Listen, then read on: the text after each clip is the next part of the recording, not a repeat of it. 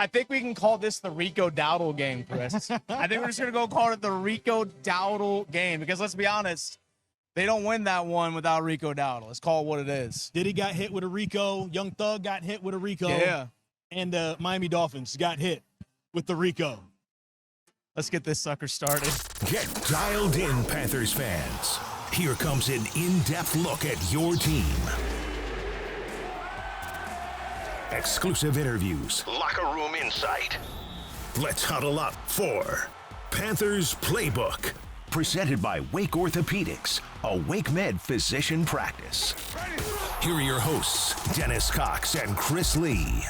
Welcome back to another episode of Panthers Playbook, and that's Chris Lea. Dennis Cox here with you. We're at Bank of America Stadium. You see it on the scoreboard behind us for those watching on YouTube. Panthers win. You see the graphic up there behind us. And by the way, make sure you subscribe and leave your thoughts in the comment section on this win because, Chris, there's a lot of stuff that we get into. Obviously, we said this is the Rico Dowdle game for sure. And we're definitely going to dive into Rico. We'll actually get We'll get exclusive audio from Rico Dowdle in the locker room. We're actually going to hear from J.C. Horn, Xavier Legette, also Pat Jones. We talked to Pat Jones one-on-one, who had a big sack today. And, Chris, like you were saying, we've seen this game before this season. Yeah, we've seen this game twice. You have two early turnovers. The offense looks horrible. There's nothing going on. The defense is staying on the field for a very long time. And back the two games we saw, one ended up in a blowout loss to the Jacksonville Jaguars. And then, you know, for Arizona game, they tried to come back, and they had a chance at the end. They did. They just didn't have enough at the end. And this reminded me of something. I don't know if you've ever seen this with your niece, but with my two daughters, something called sleep regression. Sleep regression, okay. You'll have, like, let's say your child is sleeping when they're babies. You get them up to 4 hours sleeping. But every 4 hours, every 2 hours, let's say, every 2 hours you end up, you know, they're going to wake up. And then all of a sudden, for a few weeks, they get up to 4. And you're like, okay, maybe we're starting to turn a corner here. But then they jump back to 2 for a few weeks, and you're like, what is going on here? We were already here, and then all of a sudden they jump up to 6. And it's like, okay, maybe we're getting somewhere.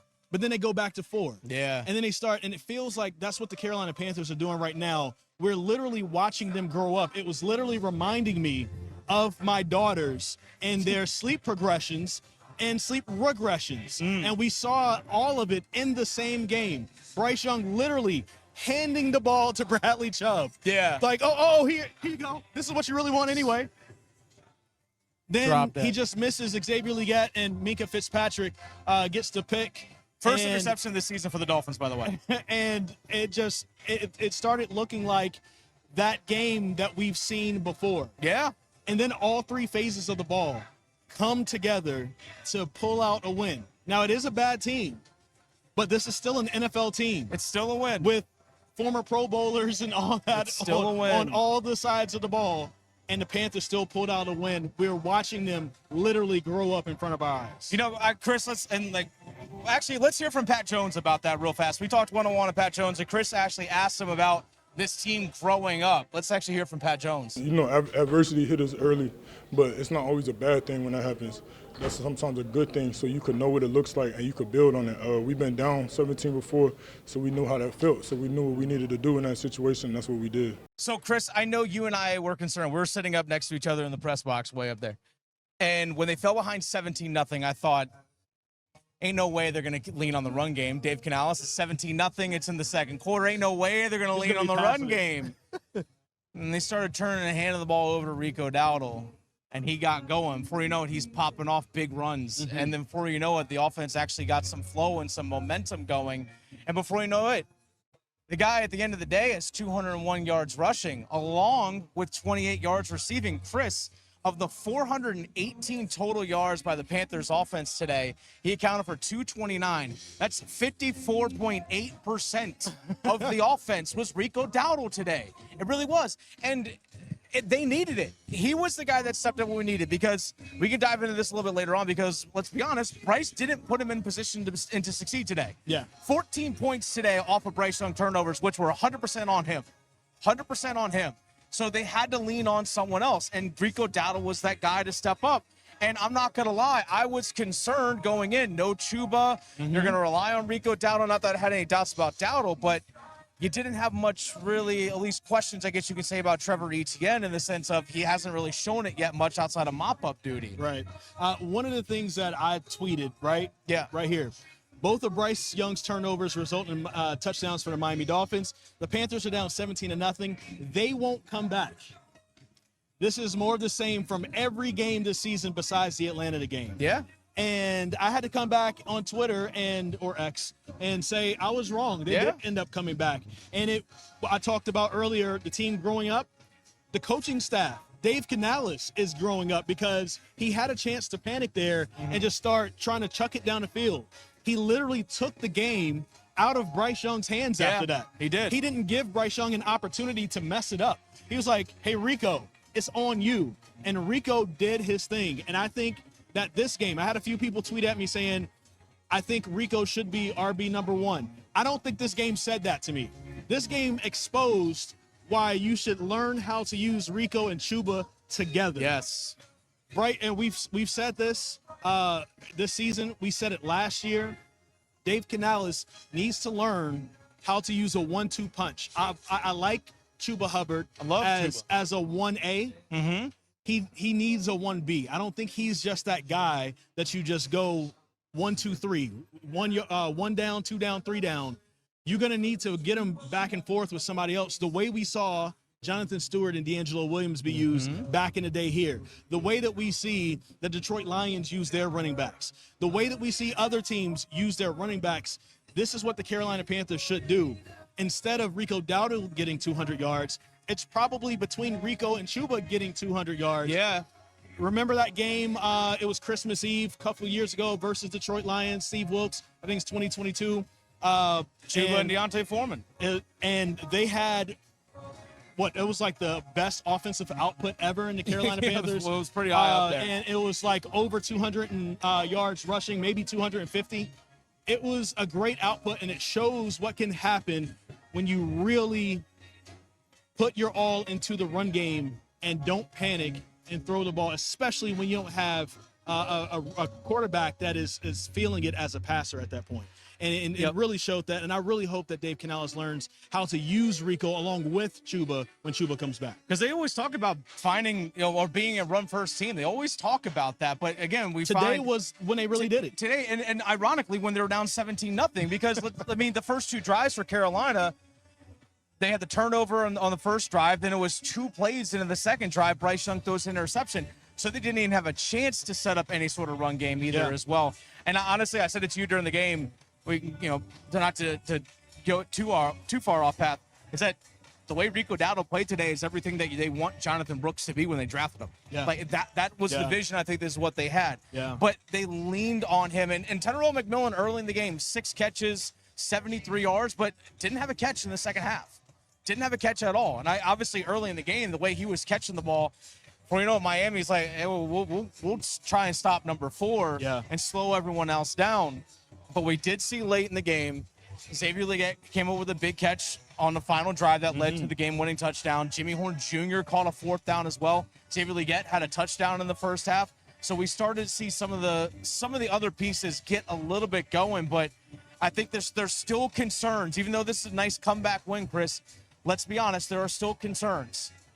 The passing game was pretty pedestrian today. And Bryce Young, I don't feel like he helped them a whole lot in this game. No. Like, he did make a couple throws. Give credit where it's due. Did make a couple throws late in the game, especially on that game-winning drive. But he put them in a position where they had to come back.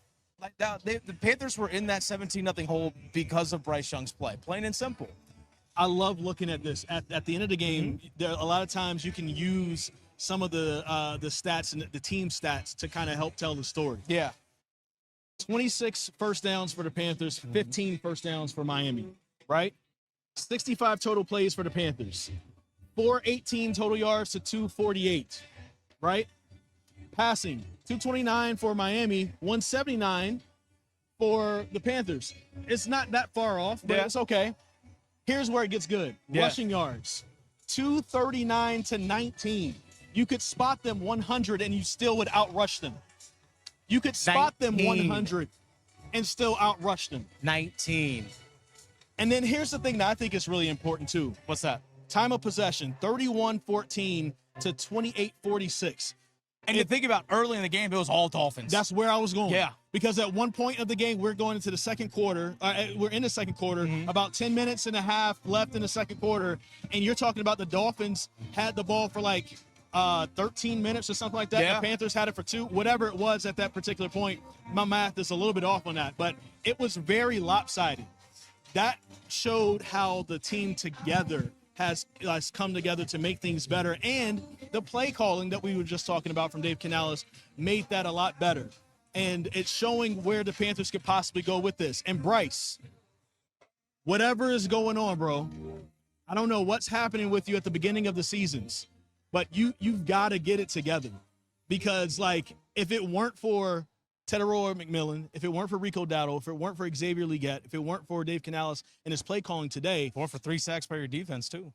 Everybody in this stadium was ready to ship you out of town. Oh yeah. After this game. Oh, like there's first a lot quarter of they were. There's a lot of people that are going to need to get some great gifts from Bryce Young after this, because his job was possibly saved today. Yeah. By everybody else around him. Yep. And that's something that's very interesting for me to look at and to watch as well, and to see this team kind of rally together with this. Well, we should dive into that on Thursday. So, again, make sure you subscribe. That way you don't miss an episode. But let's be honest, the Rico Dowdle game to people in the locker room, Chris, wasn't that big of a surprise, including his former college teammate, J.C. Horn. Exciting, that's one of the guys I'm closest to on this team, just due to our history from college. He been like my big brother since I was 18.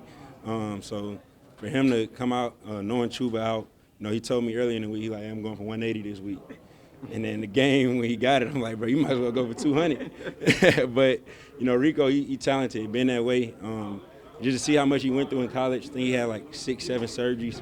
He's been battling injuries his whole career.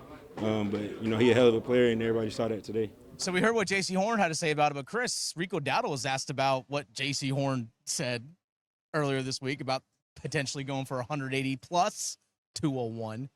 Here's what Rico Dowdle had to say on his big day. Just putting trust in those guys up front. Like I said, we knew we would be able to run the ball, as I keep saying. Coming into the week, it was just a matter of how well we were able to run it. And definitely had great confidence in myself and those guys up front. And it worked out in our favor, like I keep saying. And I thought I could do it. And we're given the opportunity, and definitely took advantage. It's a win. You ain't going to give it back. I'm not going to complain about a win. We'll dive more into some of the concerns that we have this week, which, by the way, the Carolina Panthers still only have one offensive touchdown longer than 7 yards this season. Only one offensive touchdown longer than 7 yards this season. Just saying. And also, only one drive under 9 yards for a touchdown this season. I'm sorry, under 9 plays. A drive under 9 plays for a touchdown this season. Just saying. Here's something I definitely want to point out. Okay. 27-24 win. 14 points off of turnovers for Miami. Yep. All right. Before their Jalen Waddle touchdown in the fourth, the Dolphins had only scored on the first drive of the game when they had to go the length of the field. Yep. Turnovers really helped them. They had a short field, and they ended up having a short field off of the kickoff, yep, which got them the Jalen Waddle touchdown over here in this end zone behind us. And so it's a good testament, I think, one, to the defense. Because I'll give credit to the defense today. We've been ragging on the defense. We've been ragging on Ejiro Evero. But, outside of it, there's still some things to clean up. Oh, for sure. There's still some things to get better with. But you look at this, 19 yards rushing.